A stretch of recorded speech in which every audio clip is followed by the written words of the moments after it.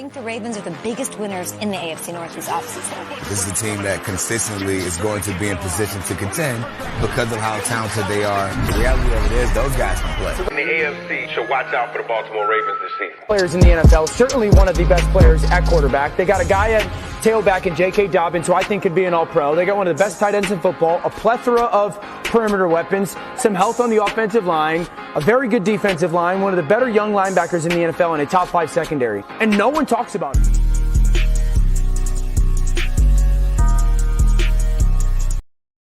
Yo, what it is? Welcome back to another episode of At the Bank, a Baltimore Ravens podcast. And this episode, Doug, I'm going to be titled Something to Prove.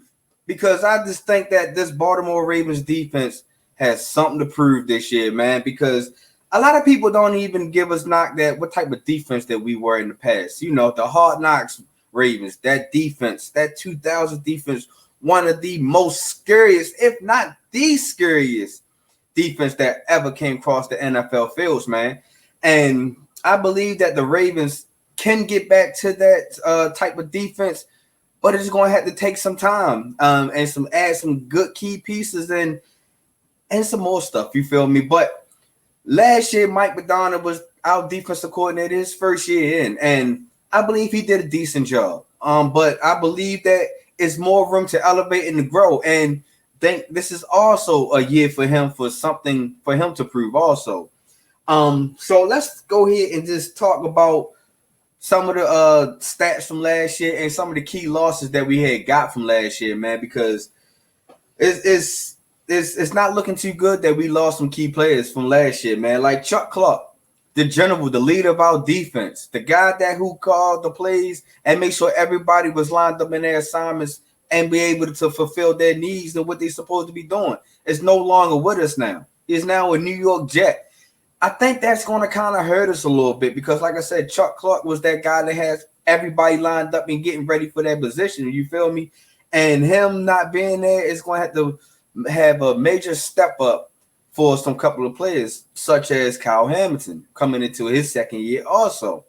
But losing Chuck Clark, man, is going to be a big impact on our defense on that back end because, like I said, he was the guy that was general getting everybody in their positions, and him not being there this year, boy, could affect us. You know what I mean? Another player that can also affect us of not being here this upcoming season is Calais Campbell.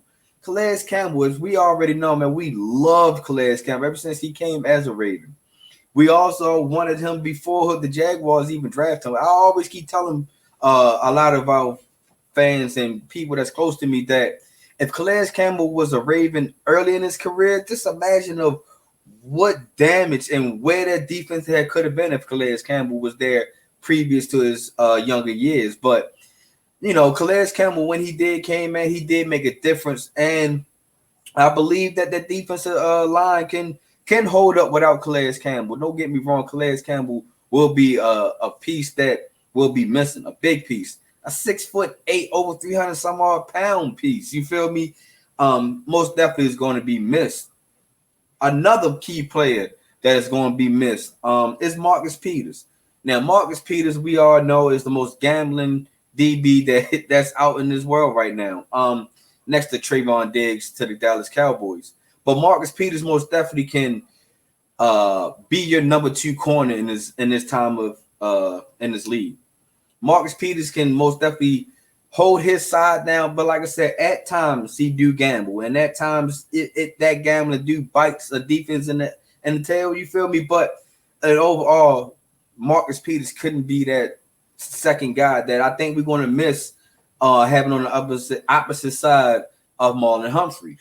Another key piece that we have lost is Justin Houston, the guy that was pretty much 9.5 sacks last year for us, who pretty much I thought Oway should have been that guy that was getting 9.5, close to 10 sacks, man. But him not being there, that veteran leadership, it's just pretty much everybody that's not there had that veteran leadership, that veteran presence to show that they belongs in the NFL or they belongs with the Ravens. But, you know, due to cap space and you know, players ready to move on because, Chuck Clark felt kind of disrespected after we didn't draft it. Kyle Hamilton so high in the draft the year before. So, like I said, losing Chuck Clark, man, it's going to be a big hole in that defense. But I believe that things can progress in a great way for the Ravens defense only if they learn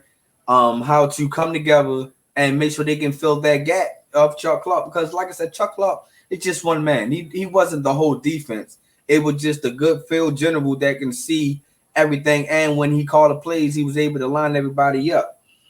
But, with that being said, with Chuck Clark, Marcus Peters, Calais Campbell, Justin Houston leaving, hopefully this passing yards allowed, which was 7th most last year, that which is no good, none, and which we need to most definitely overcome that. We gotta be better. But being 7th most passing yards allowed with 3,947, that has to come down.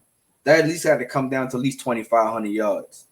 But the only thing that really saved our defense and made our defense to still stand out and remain in the top 10 defense overall was our rushing allowed. We only allowed 1,566 yards. That was 3rd in the NFL. You feel me? So that most definitely solidifies, showing us that our defense still can be a top defense. It's just a little tweaking, a little things that has to be done. You feel me? So let's talk about some of those stats from last year that I believe that is going to have to kind of elevate just a little bit. You feel me? Sacks. We had 48 sacks last year. And out of those 48 sacks, I already mentioned that Justin Houston had 9.5 of those. And now those 9.5 is no longer on our side. He's on the sideline, on the free agency, waiting to get a job. Hopefully he can get a call. Hopefully it's back at the bank. You feel me? But losing Justin Houston, which means that our edge rushers, our pass rushers have to come out strong and have to elevate their game from last year, this year. Because right after Justin Houston, it was Calais Campbell, who was right behind him with 5.5 sacks. And we got the 2 oldest guys in our building grabbing all those sacks. You feel me? That's almost 20 sacks. It's like, yo, what are we doing? Why is nobody else is able to step up? You know what player that needs to step up this year? I'm not even gonna call him out yet. I'm gonna wait towards the end of the show, and I'm gonna give y'all my key players who I believe should step up. But we already know where I'm going at with these edge rushers who gotta step up this year, who has to step up. Also, with those 48 sacks there, we had 14 interceptions last year. 14. That number also have to be a little higher. We have to be crossing those mid-20s, in my opinion, to be a dominant defense, to control the game, to control the pace of the defense of the game. Also, is that we have to take away the ball just a little bit more, because with those 14 interceptions, we had 14 forced fumbles and 11 fumble recoveries, which is not bad. Not bad at all. You know what I mean? Out of those 14 forced fumbles, only 3 of them that we couldn't bring home. We couldn't recover, which is, like I said, it's not bad for a team that's passing our passing allowing yards is just terrible. You know what I mean? It's just no good. But the only thing this defense most definitely going to have to step up on is maybe putting some points up on the board, because last year our defense only put zero touchdowns up. And on the way to be a dominant defense. Defense going to have to put some points up too, because as we know that our last year our offense was just struggling, especially in that passing game. We're struggling, especially not having LJ towards the end of the season. It was just not looking too good. But with all in all, with that top 10 defense, with that top 5, in my opinion, defensive line kept the Ravens season alive, was able to put us in position to be in the wild card. Because people got to remember, our defense was holding Cincinnati all the way into the 4th quarter. So it's just a little bit of things that has to be shaken up. You feel me? which means like our average points. Teams was only averaging 18.5 points on us.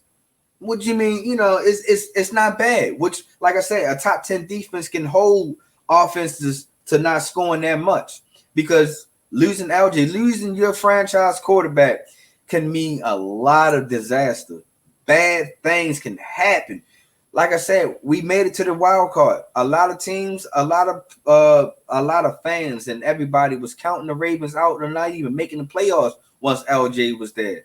They had no faith in our defense. They had no faith in the first year Mike Madonna. But I believe that Mike Madonna would, on his first year, he held the job down successfully, because not only just having 18.5 points. You know what I mean? Like I said, it was the guys that you were just plugging in, because we had an injury riddle season last year. We had to keep plugging in guys to try to make this defense go. You know what I mean? Because you got to remember JPP, who came in the season about mid-season last year. You know what I mean? It was a guy we had to plug in because we wasn't getting no pass rush and no edge rush. No quarterback pressures. It wasn't really looking too good. So, you know what I mean? For Mike Madonna just to add, a veteran of his caliber who pretty much is on the decline of his season of his career.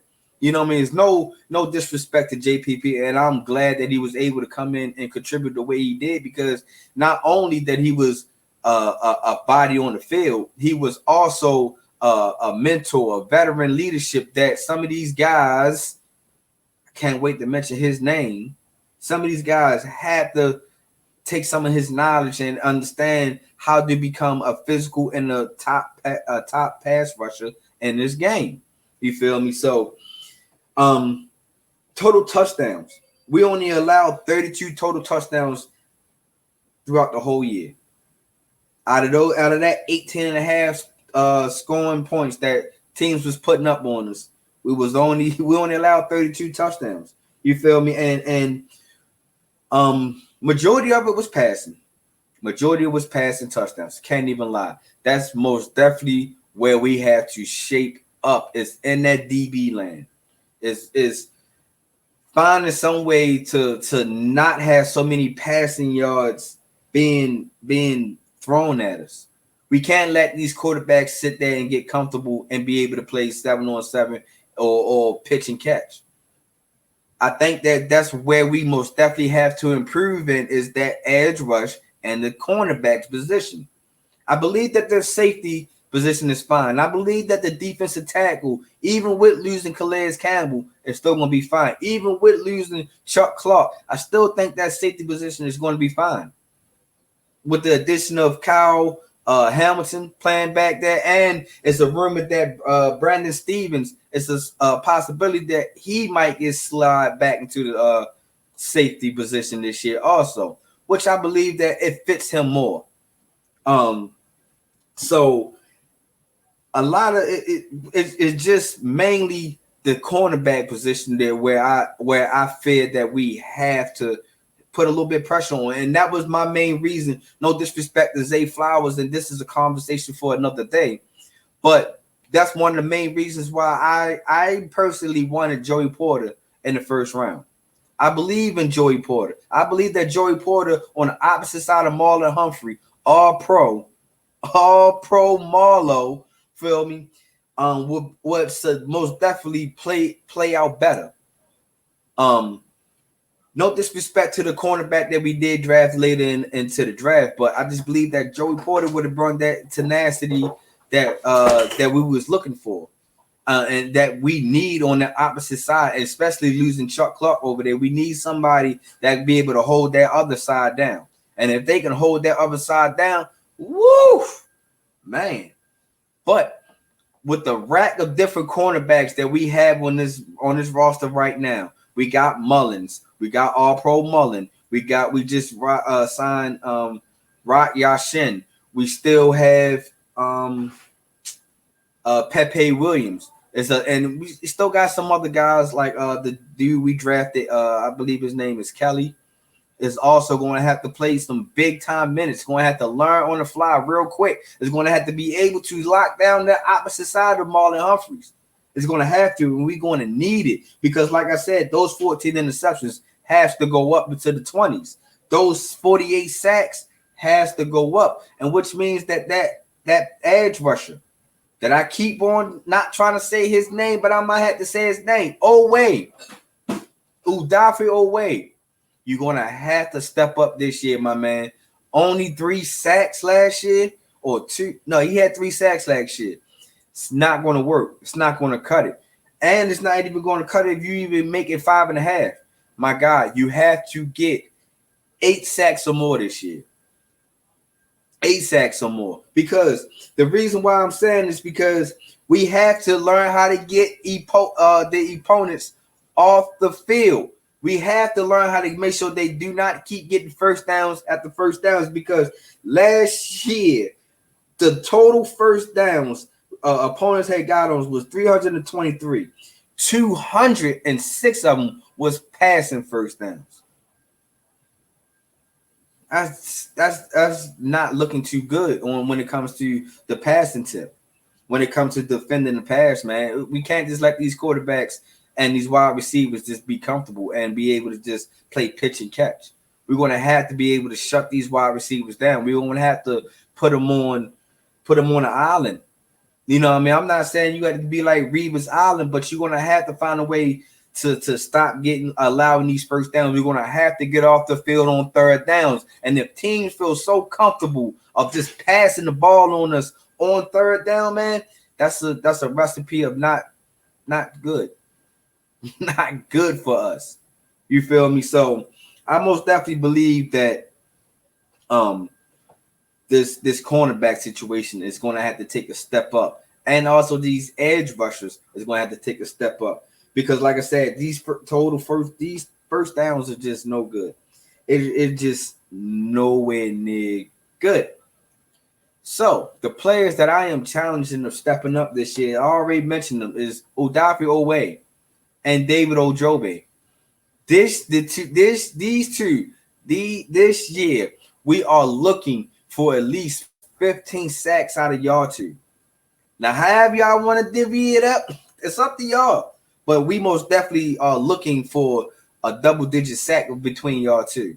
It has to come from y'all two. It has to be this rush, this edge, these rushes have to come. The way we're going to have to get off the field is going to have to come through y'all. And if y'all can't step up to the job, man, Ravens, I don't know what are we going to have to do to find some edge rushers. You know what I mean? I don't know how much money we got at the bank, but you know what I mean? It's just we're going to have to find a way to get to the quarterback, man. Find a way. So I'm most definitely looking for Oweh to at least have, like I said, 8 sacks this year. 8. You have to cross that pedestal of getting 8. You know what I mean? And with a full season of David Ojabo, man, I believe we should at least get about 6 sacks out of you. 6 to 7 sacks. With that being said, that will be giving us 14 to 15 sacks between y'all two. And then everything else going to have to come in. You know what I mean? Those exotic blitzes, the way that you can free up Patrick Queen, Roquan Smith, or any other of these linebackers that can also slide in with these blitzes. Is that most definitely if we can insert an edge rusher to the mix, the defense can be very, very scary. The defense can be very, very scary. I keep saying. Whew. Another person I already talked about, and I believe he is going to have a big year. Patrick Queen have to have a big year.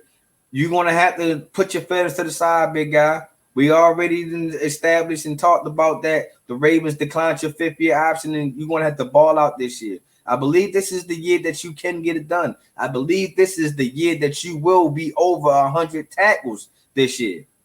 I honestly do believe it. I honestly believe that you will get a contract. I done already stated everything about this in the last episode of No Hail to the Queen. So make sure y'all go tune in on that, man, and give me your opinion on Patrick Queen. But for right now, Patrick Queen was definitely going to have to step up and show out. You feel me? It's no longer because I believe that Patrick Queen and Roquan Smith is the best duo of linebackers that's in the league right now. I believe from getting sideline to sideline to learn how to play coverage to shutting down and run, I believe that these two can get it done.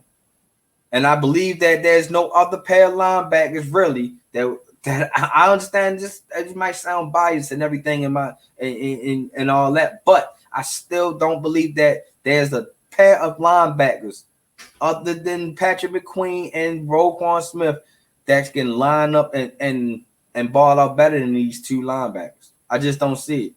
So I can most definitely seeing Patrick Queen having a big year. We need Patrick Queen to having a big year.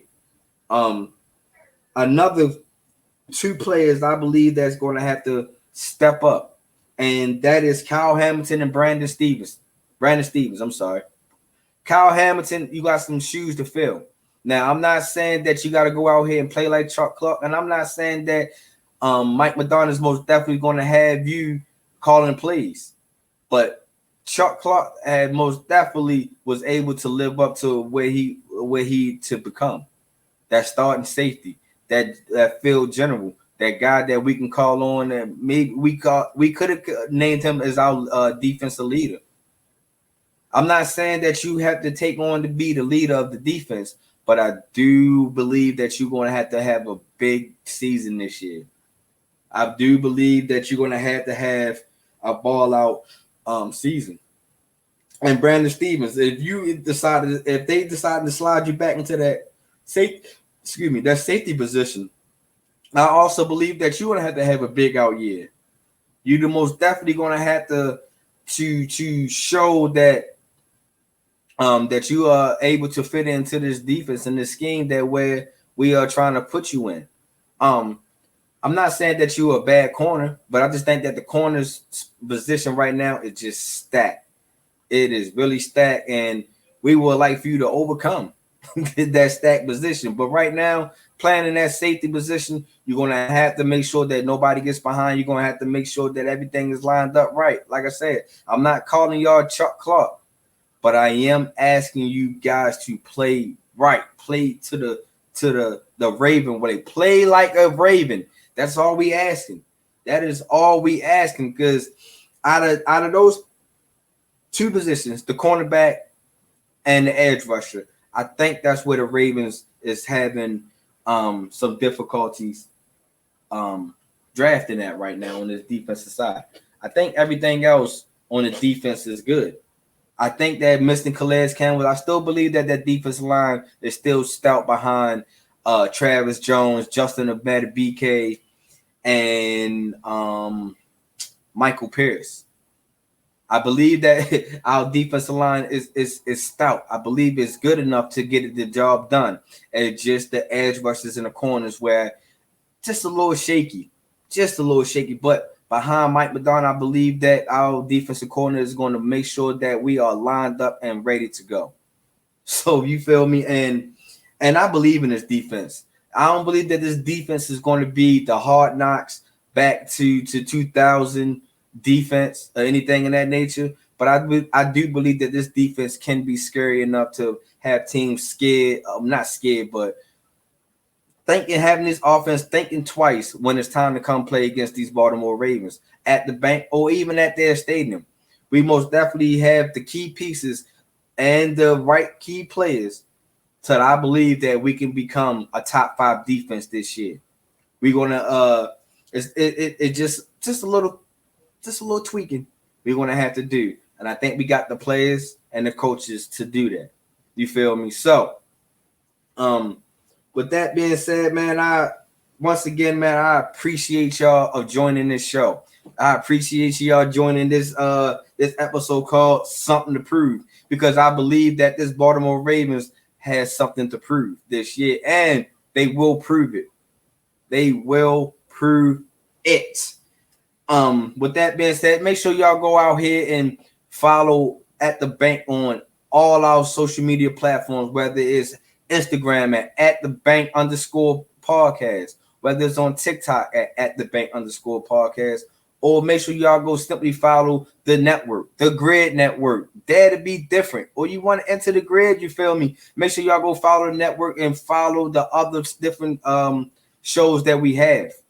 You know what I mean? Make sure y'all go out here and y'all see the clothing apparel is out. Make sure y'all, if y'all want to go out here and support and purchase, man, make sure y'all follow the GRYD network, follow the link in my bios and all that, and make sure that y'all go out here and support us, man. Because like I said, the GRYD is coming, the GRYD is marching, and this is the network that you will want to tune in to get all your sports information, whether it's the Ravens, whether it's general sports, whether it's, you know what I mean, whether it's what we got, the Lakers. It's just a different types of feel on the GRYD network. So just make sure y'all dare to be different and tune in. You feel me? What else? As I keep trying to allude to y'all, man, the first live episode of the At the Bank will be coming.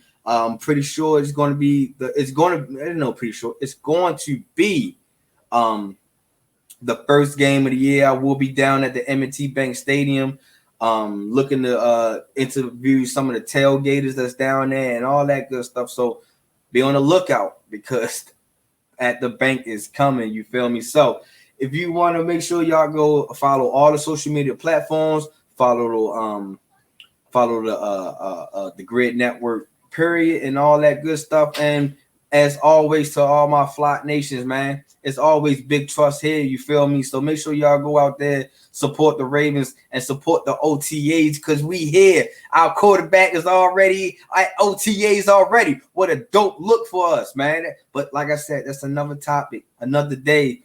Tune in. And like I keep telling y'all, big trust.